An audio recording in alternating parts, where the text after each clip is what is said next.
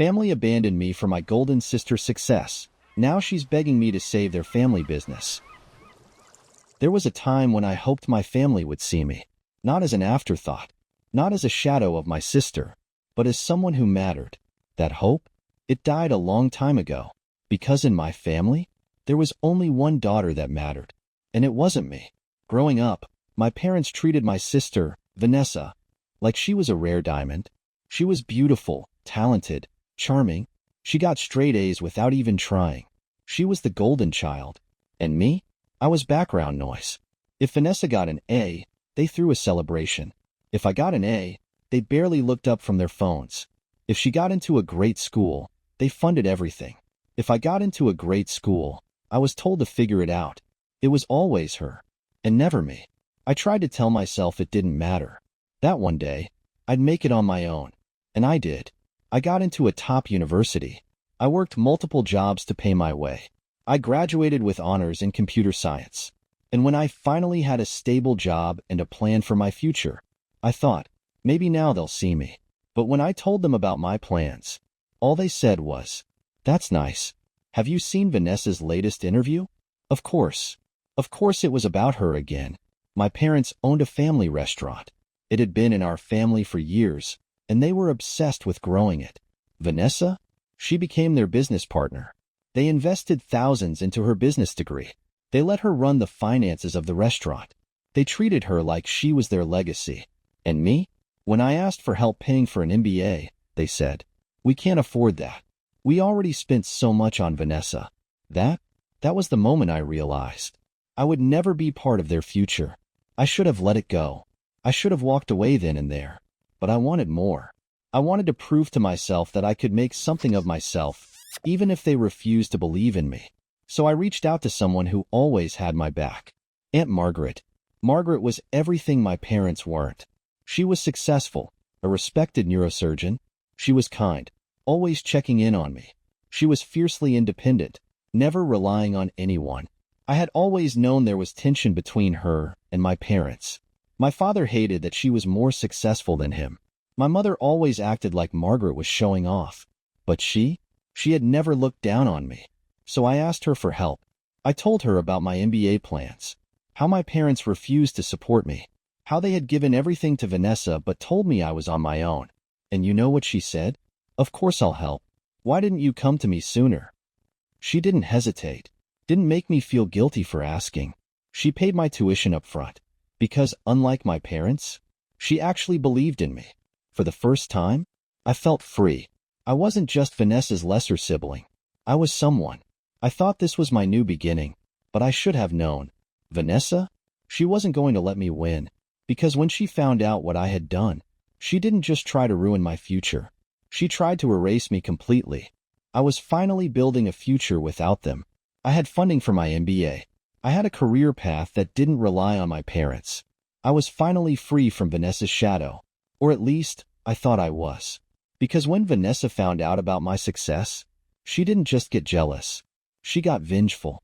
It started with subtle things. My parents stopped answering my calls. My mother refused to visit me, claiming she was too busy. My father made passive-aggressive comments when I reached out. Then, I found out the truth. Vanessa had been telling them lies. "She's using Margaret for money," she told them. "She's turning against us," she whispered. "She doesn't respect the family business." And just like that, my parents turned their backs on me. At first, I tried to fight it. I sat down with them and begged them to listen. I explained that Margaret had offered to help, that I hadn't tricked her or taken advantage of her kindness. But my father? He just shook his head. "We are a family of hard workers," he said, "not moochers." My mother sighed, disappointed. "I don't even recognize you anymore." And Vanessa? She just stood there, smiling, because she had won again. After that, I was officially cut out. I wasn't invited to family gatherings. My name was left out of business discussions. They acted like I didn't exist. And Vanessa? She got exactly what she wanted. She was now the only child. I was erased. For a while, it hurt. I tried to reach out. I tried to fix things. I tried to remind them that I was still here. But nothing worked. Because to them, I wasn't part of their world anymore. So eventually, I stopped trying. I focused on myself. I finished my MBA. I climbed the corporate ladder in tech finance. I built a life that was completely mine. And my parents? They became strangers. For years, I didn't hear from them. Not a single call. Not a single message. It was like I had never been born. And honestly, I learned to be okay with that. Because while they had Vanessa, I had Margaret. My aunt became my real family. She was at my MBA graduation. She helped me buy my first apartment. She treated me like I mattered. And as time passed, I stopped feeling like I had lost something. Because the truth, I hadn't lost a family. I had escaped one. Then one day, after years of silence, I got a call from my mother. And for the first time, she needed me. I stared at my phone, my mother's name flashing across the screen.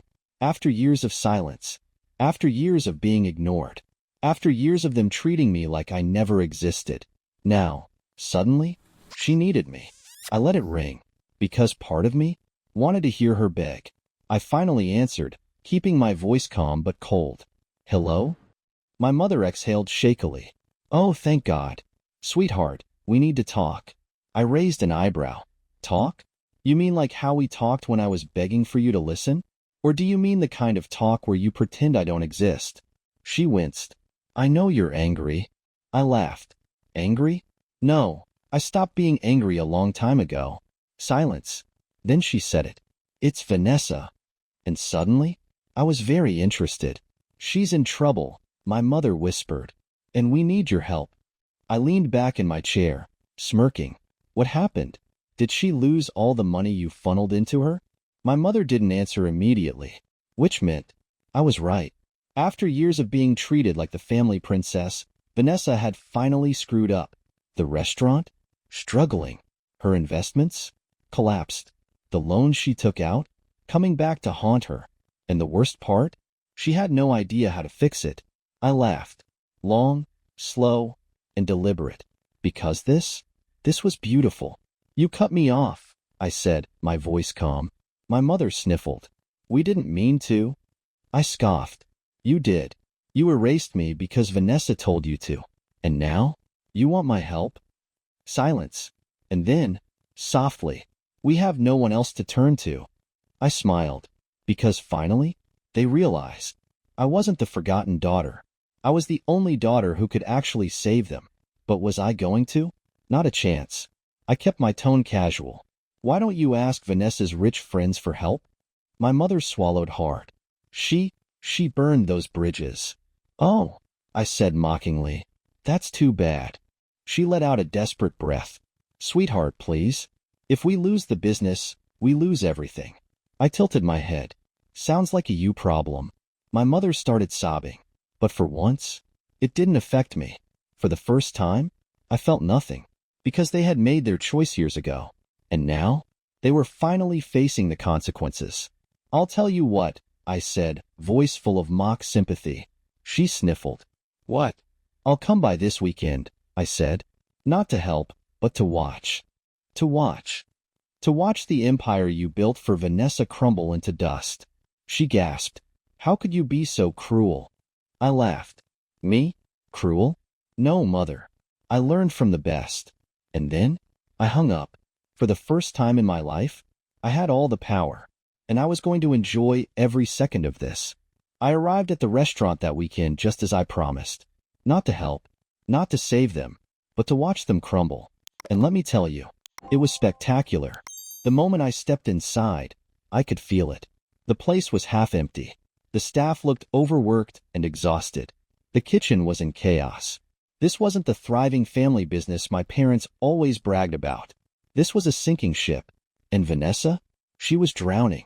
She stood behind the counter, flipping through unpaid invoices, her hair in a messy bun, her face stressed and pale. The confident, smug sister I had grown up with? Gone. Replaced with someone who finally knew what it felt like to fail. And the best part? She saw me. And she knew I had come to watch. Why are you here? She snapped. I smiled. Just checking in, I said sweetly. Mom said you were struggling. She clenched her jaw. I don't need your pity. I laughed. Oh, this isn't pity. This is payback. Her face twisted with rage. But what could she do? I had all the power. For once, I was the successful one, and she was the failure. Then my parents walked out from the office, looking just as miserable. My mother gasped when she saw me. "You came." I smirked. "I did." She exhaled in relief. "As a family, we can figure this out." I cut her off with a laugh. "Family?" I repeated. "No, no. You made it very clear I wasn't part of this family. Remember?" My father tensed. "Enough of this," he growled. "Do you want to help or not?" And that was the moment I had been waiting for. I tilted my head, pretending to think. Then I said, "No." Silence. Then Vanessa scoffed. "You're a monster." I smiled. "No. I just finally learned from you." My father slammed his fist on the counter. "You're really going to sit here and watch us suffer?" I crossed my arms. "Yes. Yes, I am." My mother let out a sob. But we're family." I leaned in, my voice calm and cutting. "No. We stopped being family the day you threw me away for Vanessa." They begged. My mother cried. My father swallowed his pride. Vanessa tried to act like I owed her something. But I felt nothing. Because they had made their choice years ago. And now, they were finally paying the price. I turned toward the door, but before I left, I said, "Good luck. You're going to need it." And then, I walked out, and never looked back. By the end of the year, the restaurant shut down. My parents lost everything. Vanessa had to move back home, this time, to a tiny apartment they could barely afford. And me? I thrived. Because while they spent their whole lives worshiping Vanessa, I had built something real, and I would never let them take it away from me again. I thought that was the end, that after I walked out of the restaurant, I would never have to deal with them again, that they would finally understand they had lost me. But Vanessa? She wasn't ready to accept defeat. So she did what she always did. She tried to drag me down with her. It started with a phone call from my boss. He sounded concerned. He asked me to come to his office. He said there was something we needed to discuss. I felt my stomach tighten, because I had a bad feeling about this. And when I arrived, I found out exactly why. Sitting on his desk was a printed email, and when I glanced at the sender, I wasn't surprised. Vanessa. The email was a mess of lies and accusations. She claimed I had lied on my resume, that I had stolen company funds, that I had a history of workplace harassment. And the worst part? She signed it as an anonymous, concerned citizen. But I knew, because this was exactly the kind of thing Vanessa would do. I let out a short laugh and pushed the email back toward my boss. "This is ridiculous." He nodded. "I know. That's why I called you in." I raised an eyebrow. "You don't believe it?" He chuckled. "Of course not. You've been one of our best employees for years. But I thought you should see it." I exhaled, shaking my head. Because this was pathetic. Vanessa was so desperate to ruin me that she was willing to destroy my career. And yet, she had failed. Again. I went straight to her apartment. She opened the door, looking smug, like she thought she had finally won. That smile? It disappeared the second she saw how calm I was. "I know what you did," I said, stepping inside. She scoffed. "I have no idea what you're talking about." I pulled out my phone, scrolling to the screenshot of the email. Then, I held it up. "Try again." Her face paled, but she doubled down. "I was just trying to make things fair." I blinked. "Fair?" She crossed her arms. "You got everything, okay? You gotta go to school. You gotta have a career. You gotta be successful. While I got..."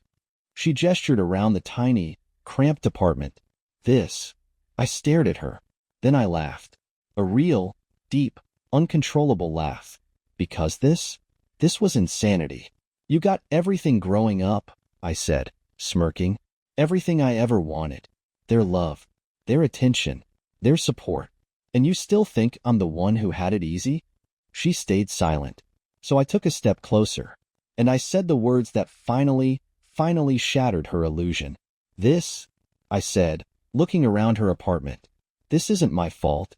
This isn't Mom and Dad's fault." Then I looked her straight in the eye. "This is your fault." Her lip trembled, because for the first time, she couldn't deny it. She had spent her entire life expecting everything to be handed to her, and now she had nothing. and it was her own doing. I turned to leave. She let out a broken breath. "So that's it," she whispered. "You're just walking away?" I didn't even hesitate. "Yes." And then I closed the door. For the last time. That was the moment I let go of them forever. No more guilt. No more resentment. No more waiting for them to see me. Because I didn't need them anymore. And for the first time, I was truly, completely free. I thought that was the last of Vanessa. That after I shut the door in her face, she would finally get it. That she would realize I wasn't coming back. But I had underestimated something. Vanessa wasn't just entitled. She was desperate. And desperate people?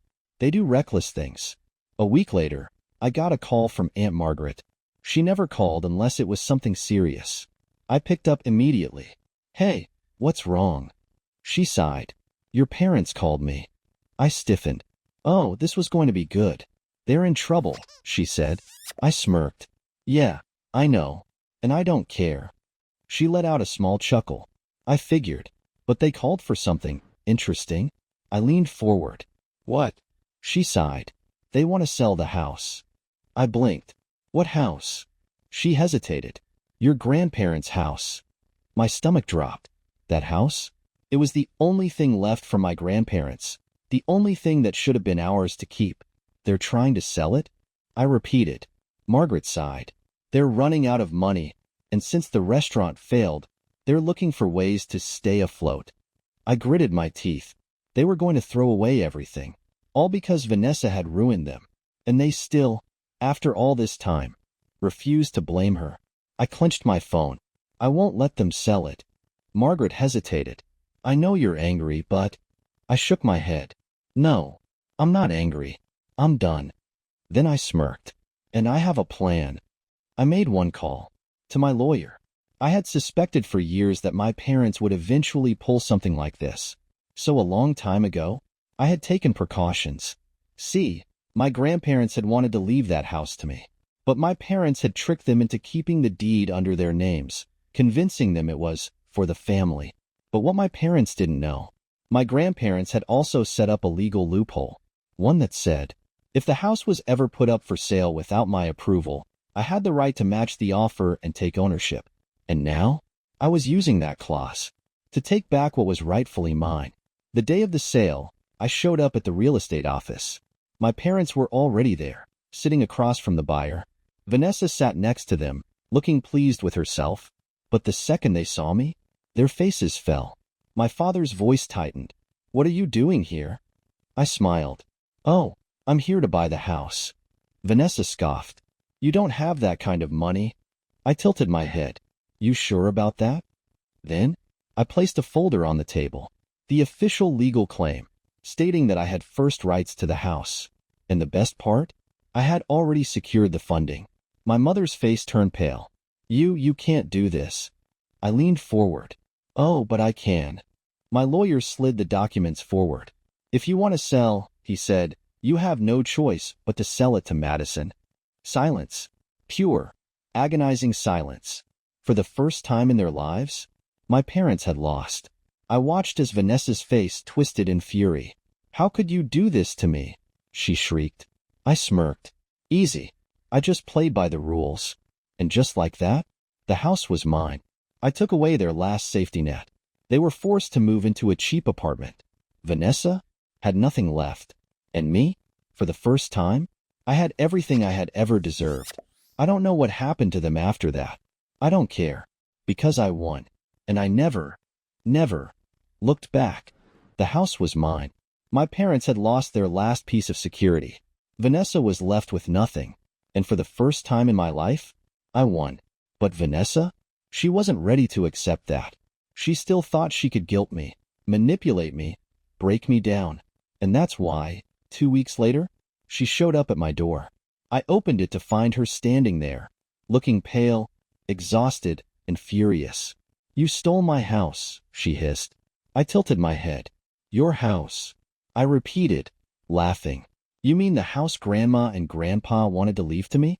The house you and Mom and Dad tried to sell behind my back?" She crossed her arms.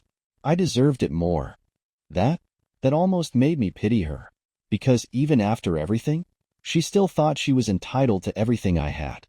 I leaned against the door frame, staring at her like she was a child throwing a tantrum. You still don't get it, do you? I said. She scowled. Get what? I smirked. You lost. You finally, truly lost. Her face twisted in rage. You don't even need that house. You have your own place. You have a career. You have everything. I grinned. Oh, I know. Then I lowered my voice. And that's why I don't need to sell it. Her jaw dropped. She had expected me to flip the house, to sell it for profit, giving her one last chance to steal something from me. But I had other plans. I stepped closer. I'm keeping it, Vanessa. And you? You will never set foot in it again. She flinched. And for the first time, I saw it. The fear. Because she had spent her whole life believing I was beneath her. And now, she knew. I was above her in every way. Her voice shook. You're a horrible person.